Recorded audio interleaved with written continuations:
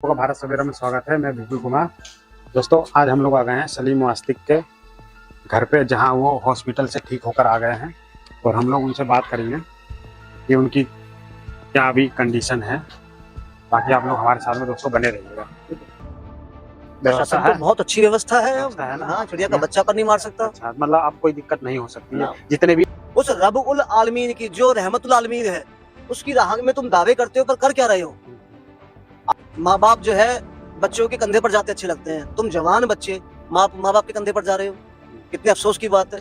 तुमने भी एक्स मुस्लिम है, वही तो लड़ाई लड़ रहे हैं, वरना हमको क्या पता था कि इस्लाम में क्या लिखा है या इस्लाम क्या है। यही हमें बता रहे हैं और बार बार समझा रहे हैं कि इस्लाम क्या है और इस्लाम में काफिरों की क्या हालत है, पलितों की, मुशरिकों की, जो मूर्ति पूजा के, उनकी क्या हालत है। भाइयों राम राम। हमारे साथ में मोहित सनातनी है, जहांगीरपुरी से आए हुए हैं सलीम वास्तिक के आवास पे। वहीं से बात करेंगे हम लोग। और ये भी जी तोड़ से डटे हुए हैं यहाँ पे। इनका जितना भी ताकत, पूरी ताकत से यहाँ पे डटे हुए हैं। मोहित जी, क्या बोलना चाहोगे आप? यही बोलना चाहूंगा, जितने भी हमारे एक्स मुस्लिम हैं, जितने भी हमारे मुसलमान भाई हैं जो वापस आना चाहते हैं, उनको एक तो मैं बधाई दूंगा कि आप अपने पूर्वजों के धर्म में वापस आ रहे हो, क्योंकि आप सब कन्वर्टेड मुसलमान हो। सभी को बहुत बहुत बधाई दूंगा।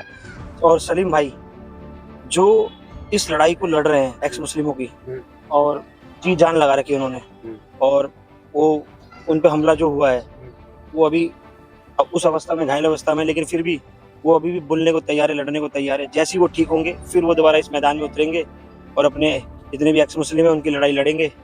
और आप भी, मैं सभी से निवेदन करूँ आपके चैनल के माध्यम से, आप सभी उनका साथ दें और उनके साथ खड़े हों इस घड़ी में। सभी को जय श्री राम, हर हर महादेव। और मैं ये पूछना चाहूंगा कि जो जिहादी मानसिकता के कुछ लोग आए यहाँ पे, जो भाईचारा का गुण गाते हैं, भाईचारा के गुण गाने वाले कभी आएंगे ही नहीं, क्योंकि उन्हें इन चीज़ों से मतलब नहीं है। वो तो इस चीज़ का फायदा उठाना चाहते हैं कि इनको कब कैसे कहाँ पे मारे, जितने भी एक्स मुस्लिम है, क्योंकि यही तो इनकी असली लड़ाई लड़ रहे हैं। जितने भी एक्स मुस्लिम है वही तो लड़ाई लड़ रहे हैं, वरना हमको क्या पता था कि इस्लाम में क्या लिखा है या इस्लाम क्या है। यही हमें बता रहे हैं और बार बार समझा रहे हैं कि इस्लाम क्या है और इस्लाम में काफिरों की क्या हालत है, पलितों की, मुशरिकों की, जो मूर्ति पूजा के, उनकी क्या हालत है। यही सारे एक्स मुस्लिम हमें बार बार बता रहे हैं, जिससे हमको सीखने को मिल रहा है इस्लाम के बारे में। इस्लाम एक ऐसा धर्म है जिससे हिंदुओं को काफिर माना गया और उनकी सड़तन से जुदा करने की उसमें बातें लिखी गई। और अभी मैंने ये वहाँ 2-4 मुस्लिम लोगों से बात करी, तो वो लोग बोल रहे हैं कि गलत हुआ। तो फिर मैंने बोला कि गलत हुआ तो आप लोग वहाँ खड़े क्यों? उनके पास जाकर बैठो। आप जब उन कैमरे के सामने उनसे पूछोगे तो गलत हुआ, लेकिन अंदर खाने तो उनको बहुत खुशी मिल रही है कि सलीम भाई के ऊपर हमला हुआ। वो तो बहुत खुश है कि जो इस्लाम के खिलाफ लड़ाई लड़ रहा है, इतनी बड़ी जंग लड़ रहा है, वो व्यक्ति इस कगार पे खड़ा है कि उसको आपके सामने दो वीडियो में साफ दिख रहा है कि दो जिहादी इस प्रकार से उनकी हत्या करने आते हैं। वो तो ईश्वर ने, राम ने उनके ऊपर कृपा करी थी, उस मालिक ने कृपा करी थी कि वो सही सलामत है, और वही दो जिहादी पता नहीं कहाँ गए। आपने पूछा उनसे, ऑन कैमरा पूछा होगा। आ जाओ यहाँ। हमने पूछा कि सलीम भाई का घर कहाँ था, मुंह टेढ़ा करके बताया वो आया पर है। 1.5 घंटे से तो हमने ढूंढा, हम बता के राजी हम खुद ढूंढ रहे हैं। 3 घंटे। हम कितने बजे आ गए थे? और दूसरी बात यह है कि अगर हम किसी रास्ते पे जाते हैं और उसमें पत्थर लगा हुआ है और बार बार सबको चोटिल कर रहा है, तो जाहिर सी बात उस पत्थर को निकाल के फेंक देना चाहिए। जब ये कभी डेफिनेशन बताते हैं काफिर की, ऐसा नहीं है, काफिर की वैसा नहीं है, जो छुपाता है वो काफिर है, जो नहीं मानता है वो काफिर। जब डेफिनेशन में इतने जो फर्क है, तो उस किताब से उसको निकाल के फेंक दो, जो चीज विवाद पैदा करती है। सही बात है। जब आप मानते हैं कि रब्बुल आलमीन की बनाई सारी मखलूक है, तो परेशानी है कहाँ? दुनिया को चलाने के लिए ही तो दीन मजहब बनाए गए हैं। अगर वो खराबी पैदा करते हैं, कहीं इंतशार पैदा करते हैं, तो उसकी जड़ को खत्म कर दो। आप कब तक, कितने लोगों को, कितने जो है नॉन मुस्लिम्स को जो आप कत्ल करोगे? क्यों करोगे भाई? तो ये संदेश है भाई, जो भी सुने भाई। अगर आपको लगता है कि भाई हम गलत हैं, ठीक है, तो आप राउंड टू टेबल वार्ता करो ना। आओ, इतने मठाधीश हमारे पास, शंकराचार्य हैं, उनके पास जाओ, आप उसको बात को बढ़ाओ।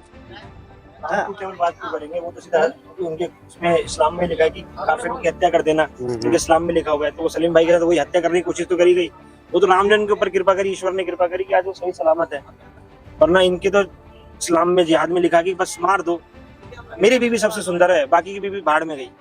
इनका कहने का मतलब है बस हम ठीक है, बाकी दुनिया भाड़ में जाए। ये कोई बात थोड़ी हुई। और मैं ये पूछना चाहूंगा कि यहाँ पे ये भी मुस्लिम बहुल इलाका है जी, तो यहाँ पे प्रशासन जो यूपी पुलिस का है, यहाँ कुछ व्यवस्था है? तो बहुत अच्छी व्यवस्था है। ना? हाँ, चिड़िया का बच्चा पर नहीं मार सकता। अच्छा, मतलब अब कोई दिक्कत नहीं हो सकती है जितने भी एक्स मुस्लिम हैं। हाँ, बिल्कुल, बहुत अच्छा संदेश गया है।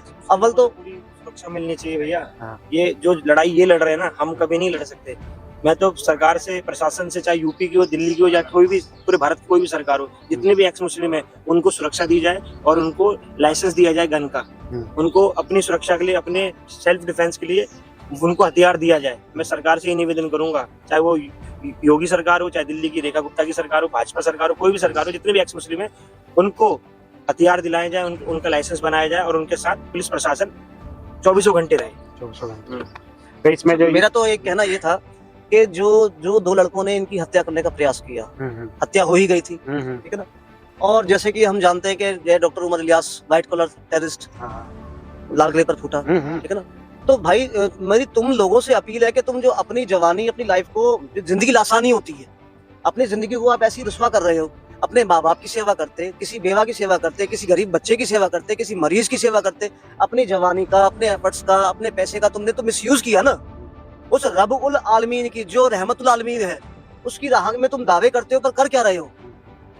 आपके मुंह पर क्या है और आपकी प्रैक्टिस में क्या है, तो ये आपको सोचना चाहिए, आपको मंथन करना चाहिए कि ऐसा नहीं है। जब या तो आप कहें कि रब्बुल आलमीन दुनिया का नहीं है, रब नहीं है।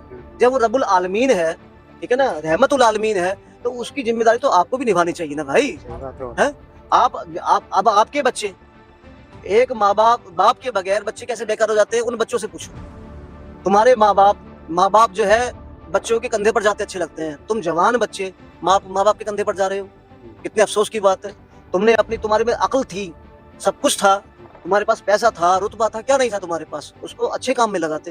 तुमने किया एक कत्ल किया, अफसोस तुम्हें नहीं लगता? अफसोस की बात है ना।